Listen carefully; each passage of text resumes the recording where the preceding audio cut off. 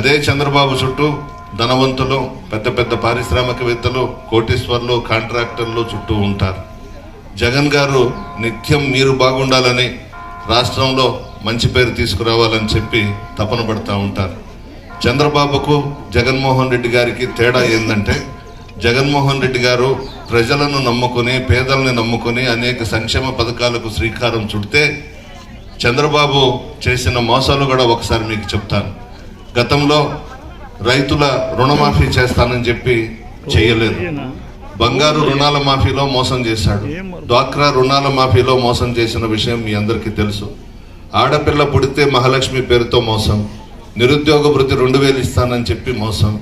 అన్ని మోసాలే, ఒక్కటి నిజం చెప్పడం. ఎలక్షన్స్ వస్తే ప్రజలు గుర్తుకొస్తారు, ఓట్లు కావాలంటాడు, అధికారం కావాలంటాడు. ఎంత తప్పు మాట్లాడినాడో ఒక్కసారి మీరు అర్థం చేసుకోండి. ఎవ్వరు కూడా దళితులుగా పుట్టాలని కోరుకోరంట.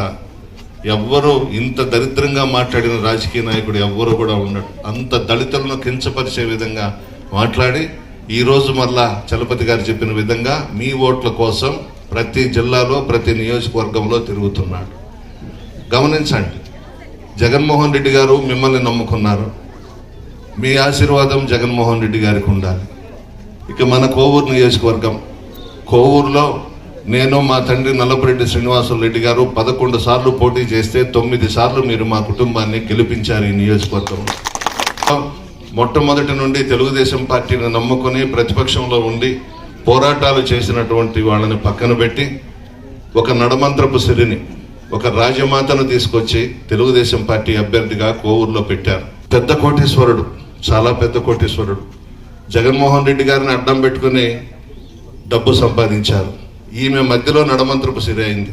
అన్నీ కూడా మీకు తెలిసే ఉంటుంది, మీరు విచారించుకొని ఉంటారు. ఆమె సంగతి కానీ, ఆయన సంగతి కానీ.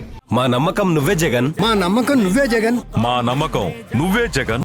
నమ్మకం నువ్వే జగన్, నమ్మకం నిన్నే జగన్.